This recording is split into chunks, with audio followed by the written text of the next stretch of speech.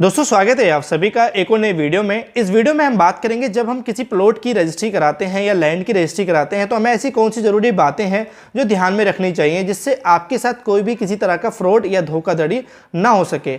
मैं आपकी जानकारी के लिए आपको बता देता हूँ कि हमने एक हाउस कंस्ट्रक्शन सीरीज स्टार्ट करी हुई है जिसमें हम आपको फाउंडेशन से लेकर फिनिशिंग तक की जानकारी देंगे और जिसमें हमने अभी इनिशियली पार्ट कवर कर रहे हैं, जिसमें हमने पहले बात करी थी कि एक लैंड सिलेक्शन करते समय या प्लॉट को पसंद करते समय क्या ध्यान रखना है। अब बात करें रजिस्ट्री के बाद, तो इससे पहली वीडियो अगर आपने नहीं देखी तो आप जरूर देख लेना, क्योंकि रजिस्ट्री से पहले आपको प्लॉट को पसंद करना होता है और वो आपको देखना भी जरूरी है। तो यहाँ पे हम बात कर लेते हैं रजिस्ट्री की। तो जब रजिस्ट्री की बारी आती है तो कहीं ना कहीं आपको प्लॉट पसंद आ चुका है। तो यहाँ पे जब प्लॉट पसंद आया तो कहीं ना कहीं आप क्या होते हैं कि वहाँ पे आपको एक बयाना देना होता है, एडवांस देना होता है। तो जहाँ पे लोग गलती क्या करते हैं, जो भी आपका डीलर है वो आपसे कहेगा कि भाई देखो ये प्लॉट आपको पसंद तो आ गया है, मुझे भी थोड़ी सी इसमें सर्टिफिकेशन या सिक्योरिटी के तौर पे ये एक एडवांस आपसे चाहिए होगा कि भाई आप इस प्लॉट को लेने वाले हैं। तो यहाँ पे एडवांस देते समय कोई परसेंटेज तो कोई स्पेसिफाई नहीं है कि आपको इतना 1000 देना ही देना है, बट मैं अपने कहूँगा कि आप अपनी साइड से जितना कम कर सकते हैं एडवांस में उतना कम करें। यानी कि 5000 या 10,000, मैक्स टू मैक्स कहूँगा कि 10,000 से ज़्यादा एडवांस देने की ज़रूरत नहीं है, क्योंकि इसकी कोई गारंटी भी नहीं है कि आपसे बेहतर डील अगर किसी डीलर को मिल रही है जिसमें वो अच्छा पैसा कमा रहा है या उसकी प्रॉपर्टी उसको अच्छा रिटर्न दे रही है, तो वो एक बार भी मुझे लगता है सोचेगा नहीं कि वो आपका भला हो रहा है या बुरा हो रहा है, वो उस डील की तरफ जा सकता है। ऐसा बहुत ज़्यादा होता है। तो इसलिए एडवांस भी कम दें, जिससे अगर मान लीजिए आपका पैसा बीच में फंसता भी है तो कहीं ना कहीं क्या होगा कि आपका पैसा आपको मिल जाए इजीली, क्योंकि ज़्यादा पैसा होता है तो फिर आप भी डरते हैं, फिर आप उस डील को अपनी तरफ लाने के लिए और ज़्यादा पैसा दे रहे होते हैं। और मैं आपको चीज़ बताता हूँ, एक टाइमिंग रखिए अपनी पहले ही कि भाई मैं इतना एडवांस आपको अभी दे रहा हूँ और इतना एडवांस अब बाकी पैसा मैं आपको इस टाइम पे इस मोड में देने वाला हूँ। तो ये ध्यान रखें। अक्सर कुछ लोग रजिस्ट्री से पहले काफ़ी ज़्यादा पैसा दे देते हैं, उसका आधा पैसा देते हैं या आधा से ज़्यादा या थोड़ा भी जो भी देते हैं ज़्यादा दे देते हैं। उसके बाद मैं आपको एक सजेशन करूंगा कि अगर आप कर सकते हैं तो बहुत ज़रूरी है और आपको करना भी चाहिए, एक अच्छा लॉयर आपको अपने तरफ से हायर करना चाहिए, जिससे आपको जो भी डॉक्यूमेंट्स के काम है वो स्टेप बाय स्टेप आपकी तरफ से वो करा पाए। क्योंकि स्टेप बाय स्टेप कराने में क्या होता है कि डॉक्यूमेंट्स में हो सकता है कि आप वो सारी चीज़ें ध्यान में ना रख पाए, तो इसलिए आपको एक लॉयर हायर करना ज़रूरी हो जाता है। साथ ही साथ अगर हम बात करें तो जो भी डॉक्यूमेंट आपको वो दिखा रहा है आप ऑनलाइन ज़रूर चेक करें कि उस लैंड पे किसी तरह का कोई अभी केस तो नहीं चल रहा है, कोई धोखाधड़ी का केस तो नहीं है, या कोई किसी से इस पर लोन तो नहीं लिया हुआ है। ये सारी चीज़ें आप ऑनलाइन भी चेक कर सकते हैं। आज के समय में काफ़ी सारी वेबसाइट आ चुकी हैं और जो आप लॉयर देखिएगा, लॉयर का काम भी यही चीज़ हो जाता है। आप उसमें ये देख सकते हैं कि LOD आप देख सकते हैं, लिस्ट ऑफ डॉक्यूमेंट्स जो होते हैं, अलॉटमेंट किसको है, और साथ ही साथ रजिस्ट्री कॉपी वगैरह आप चेक कर सकते हैं जो कि डॉक्यूमेंट्स का पार्ट आ जाता है। और मैं अगर मैं बात करूं तो आप जब कोई रजिस्ट्री करा रहे हैं तो आपका एक रजिस्ट्री डॉक्यूमेंट्स होता है। एक डॉक्यूमेंट्स में क्या होता है कि सारी शर्तें लागू होती हैं।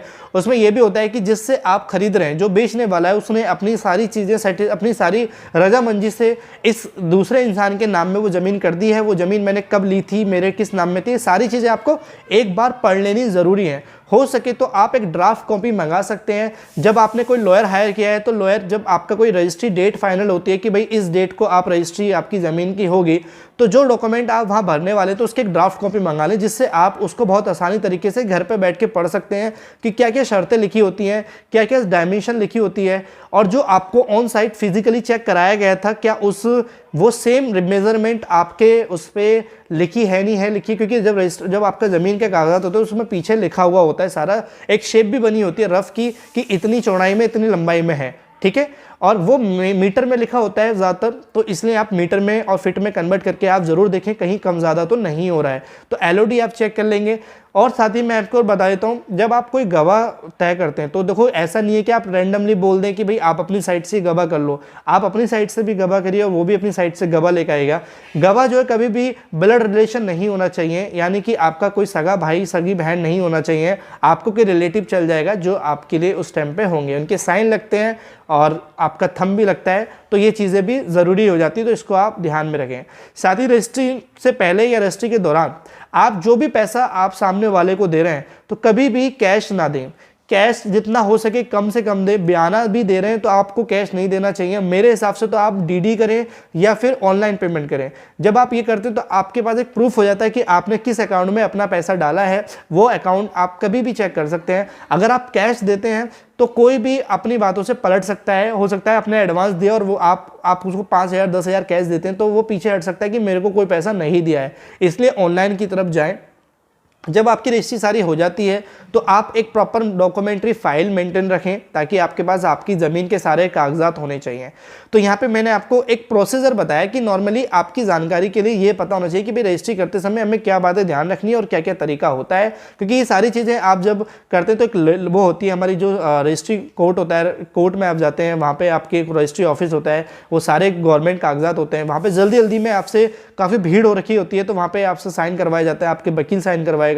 आप कभी भी वकील जो हायर कर रहे हैं वो अपनी साइड से हायर करिए, कभी भी सामने वाले से ना बोलें, क्योंकि वो आपको एक ऑफर रखेगा कि हम आपको वकील भी प्रोवाइड कराएंगे, आपको कोई झंझट लेने की जरूरत नहीं है, आपको कुछ भी इधर उधर जाने की जरूरत नहीं है, आप अगर नए हैं तो हम आपको सारी चीज़ें करके देंगे। बट इतने भी नहीं, क्योंकि आप जब लाख 10 लाख 20 लाख 30 लाख की इन्वेस्टमेंट कर रहे हैं तो इतना तो कर ही सकते हैं कि एक वकील को आप 10-15 हज़ार जो भी आपको लगता है उस ज़मीन की कॉस्ट के अकॉर्डिंग वो ले लेगा और आपको सारी चीज़ें एक तरीके से कर सकता है। सामने वाले पर ऊपर टोटली डिपेंड ना हो। तो अभी हमने बात करी कि भाई आपको रजिस्ट्री से पहले पैसे देते समय क्या ध्यान रखना है, बयाना, एक अच्छा लॉयर आपको करना है, डॉक्यूमेंट सारे चेक कर लेना है। एक डॉक्यूमेंट चैन होती है जिसमें आप सोचे कि जो आप प्रॉपर्टी ले रहे हैं उससे पहले भी किसी और ने ली होगी, उससे पहले भी वो किसी और ने ली होगी, तो एक पूरी डॉक्यूमेंट चैन होती है, उसमें देख सकते हैं किस किस को रजिस्ट्री हो रखी है, वो सारी चीज़ें आप मंगवा सकते हैं।